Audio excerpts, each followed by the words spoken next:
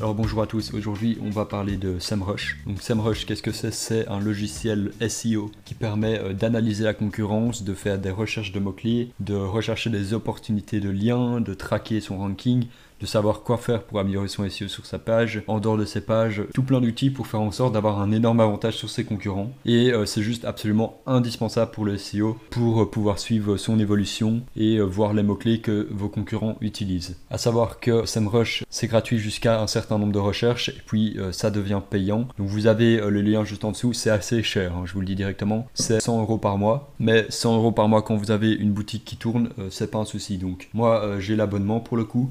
Si ça vous intéresse d'investir dans cet outil qui est clairement le meilleur du marché, vous avez d'autres outils comme Ubersuggest ou des choses comme ça. Le truc c'est qu'ils sont moins performants et ils vont pas forcément donner des statistiques qui sont bonnes, tandis que SEMrush c'est le seul qui est bon. Vous avez en description mon lien affilié pour l'utiliser. Pourquoi un lien affilié? Simplement parce que je refais de la promo, donc c'est normal que je prenne un pourcentage dessus. Voilà, maintenant que tout ça est dit, on va directement passer au tutoriel pour SEMrush parce que c'est pour ça que je fais cet épisode. Pour les personnes qui font du SEO, ça va vous être utile de savoir l'utiliser et de savoir trouver des opportunités qui vont vous permettre de passer devant vos concurrents. Déjà, première chose qu'on va faire, c'est que on va aller dans l'outil Domain Overview. Dans le Domain Overview, c'est là qu'on va pouvoir analyser un domaine. Donc vous allez taper soit votre domaine, soit le domaine d'un concurrent pour avoir des informations dessus. Imaginons que je suis un site et que je veux avoir des informations sur Shopify qui est par exemple mon concurrent. Je vais taper shopify.com. Moi, mon marché, c'est la France, donc je vais cliquer sur la France et je vais faire Search. À partir de là, on va avoir un tas d'informations super utiles à utiliser. Déjà, on voit l'authority score. Donc, est-ce que Shopify.com est un site notoire ou pas? Pour le coup, carrément, 88, c'est excellent. L'authority score, ça va jusqu'à 100 pour information. D'ailleurs, je vais vous faire une comparaison. Si on regarde Google.com, Google.com a un authority score de 98. Donc, vous voyez que le 100, c'est impossible à atteindre. Et déjà, si vous dépassez les 50, c'est excellent.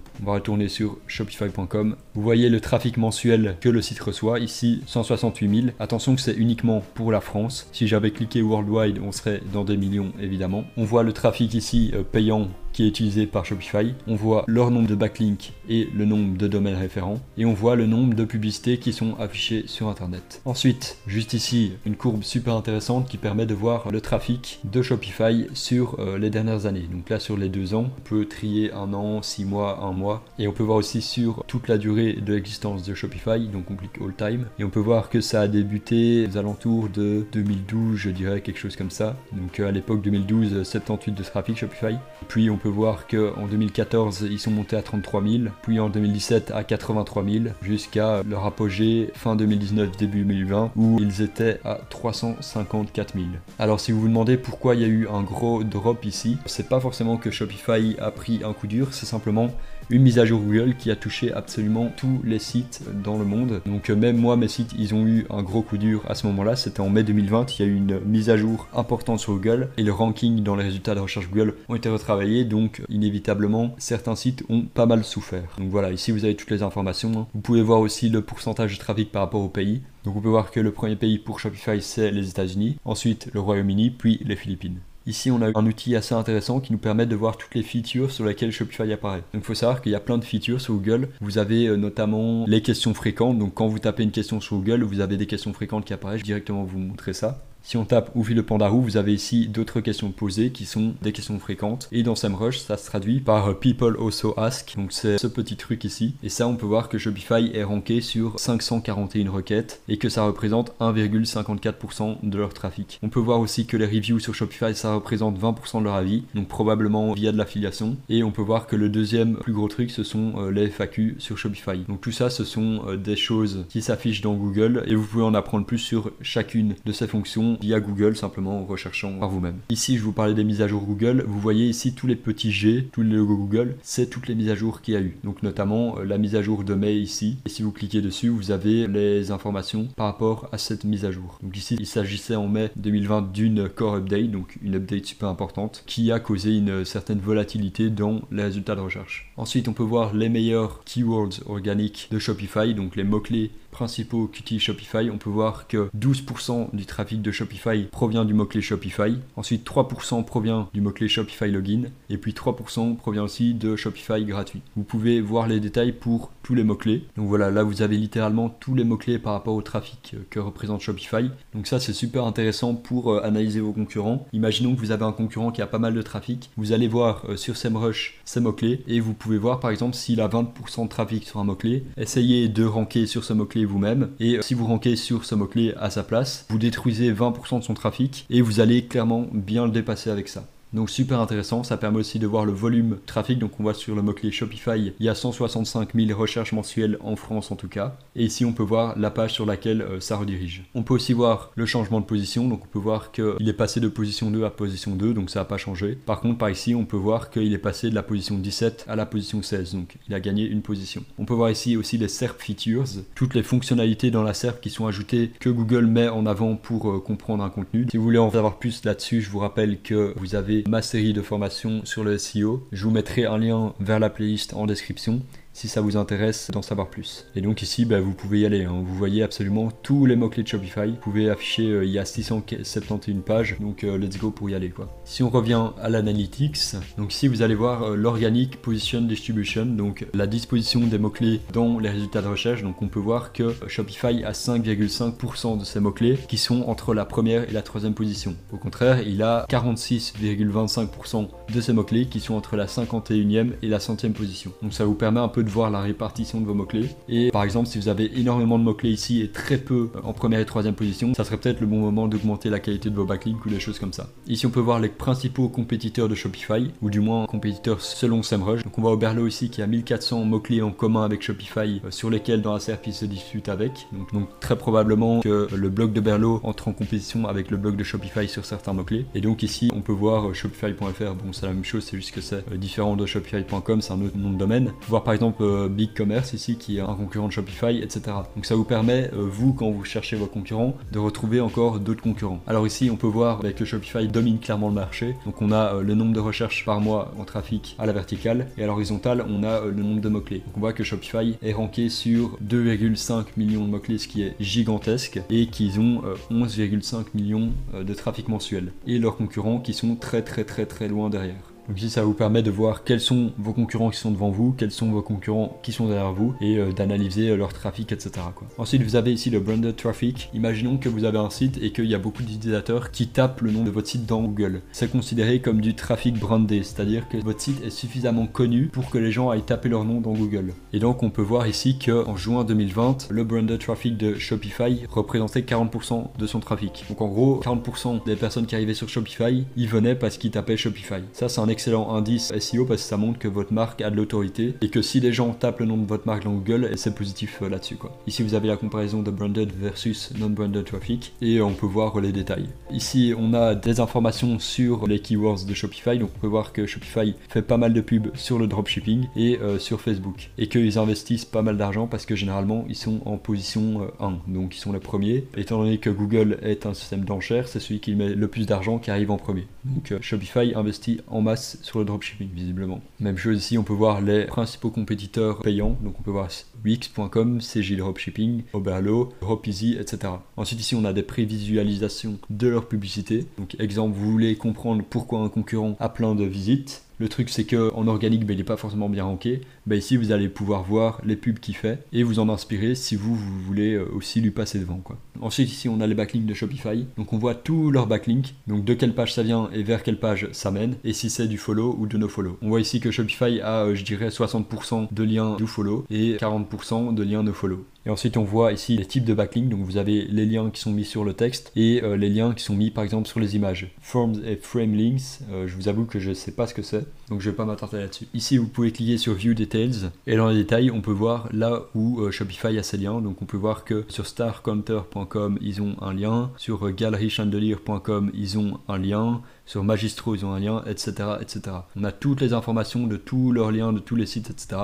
Donc ça c'est excellent si vous avez des compétiteurs. vous allez voir les liens qu'ils ont et vous pouvez vous aussi essayer d'avoir un lien sur ce site là quoi. On voit les encres sur lesquelles sont marqués les liens, donc Powered by Shopify, en fait on voit qu'il y a déjà 226 millions de backlinks là-dessus. Qu'est-ce que c'est que ce backlink? En fait c'est simplement sous les sites Shopify, vous avez souvent le Powered by Shopify qui est affiché de base et si vous l'enlevez pas, et ben ça met un lien vers Shopify et ça c'est une manière pour eux d'avoir un backlink, donc 226 millions rien que comme ça. Ici c'est marrant parce qu'il y a un point et je pense savoir d'où ça vient. Donc on voit qu'il y a 7 millions de personnes, même 8 millions presque, de personnes qui ont mis un backlink vers Shopify avec un point. Alors pourquoi est-ce qu'il y a ça? Je pense que c'est parce que les gens veulent enlever le Powered by Shopify et que généralement ce qu'ils font pour l'enlever, c'est qu'ils remplacent ce mot dans les traductions du thème par un point pour pas que ça se voit. Et du coup, le point devient un backlink et Shopify se retrouve avec une encre point dans ces top backlinks. Donc assez marrant à noter. Et ici, du coup, on a les meilleurs domaines de Shopify qui sont affichés et on peut tous les voir. Ensuite, les derniers trucs, c'est pas forcément intéressant, donc je vais pas y passer. À la limite, un truc qui peut être intéressant, c'est de voir les ads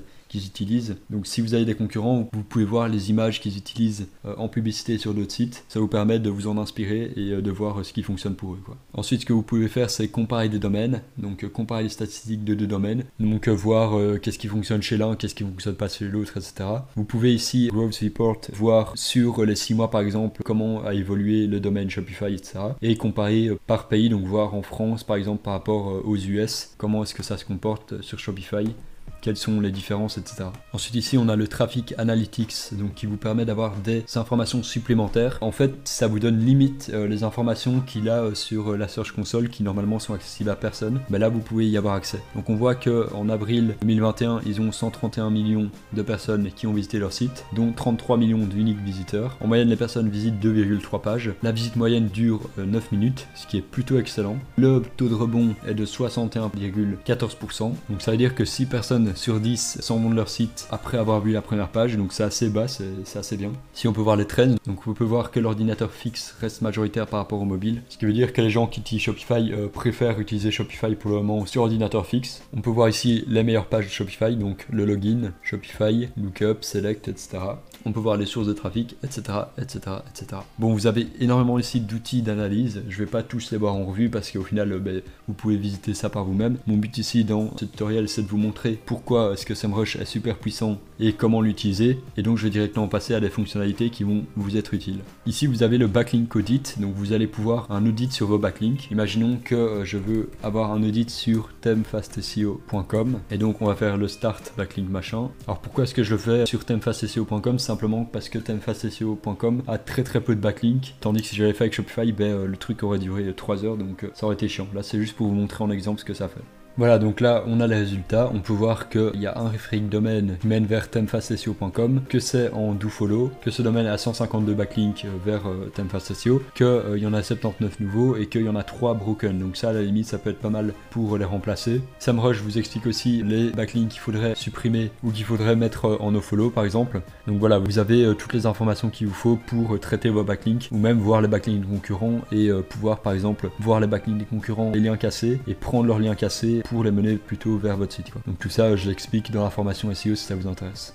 Dernière chose que je voulais voir avec vous, c'est sur les projets. Alors je vais flouter des trucs ici parce que du coup j'ai des informations personnelles. Si vous cliquez sur Add New Project, vous pouvez d'abord ajouter le nom de domaine de votre site. Le project name, vous allez l'appeler comme vous voulez. Et ensuite vous allez cliquer sur Create Project. À partir de là, vous allez pouvoir setup tout un tas de choses pour suivre l'évolution de votre site. Donc que ça soit pour vos concurrents ou pour vous-même, vous pouvez suivre tout un tas de trucs. Donc imaginons que vous mettez en place le site audit, la position de tracking, le on-page SEO, etc. Une fois que tout ça est setup, vous aurez toutes les informations sur votre site sur la même page qui vous diront quoi faire, quoi améliorer, etc. Vous aurez les opportunités qui seront affichées. Vous pouvez faire ça aussi pour vos concurrents pour avoir des informations. Donc en gros, c'est un gros centre de plein de data que vous pouvez récupérer pour améliorer votre SEO et votre trafic. Voilà, j'espère que ça vous aura été utile à comprendre à quoi sert SEMrush. Et si vous voulez l'utiliser, du coup, vous avez 7 jours gratuits avec le lien en description. Donc voilà, pour moi, le plus important en tout cas dans SEMrush, ça reste le domaine overview parce que ça vous met toutes les analytics et surtout les concurrents. Et puis dès que vous avez les concurrents, vous les mettez dans vos projets. Et dans vos projets, vous pouvez suivre absolument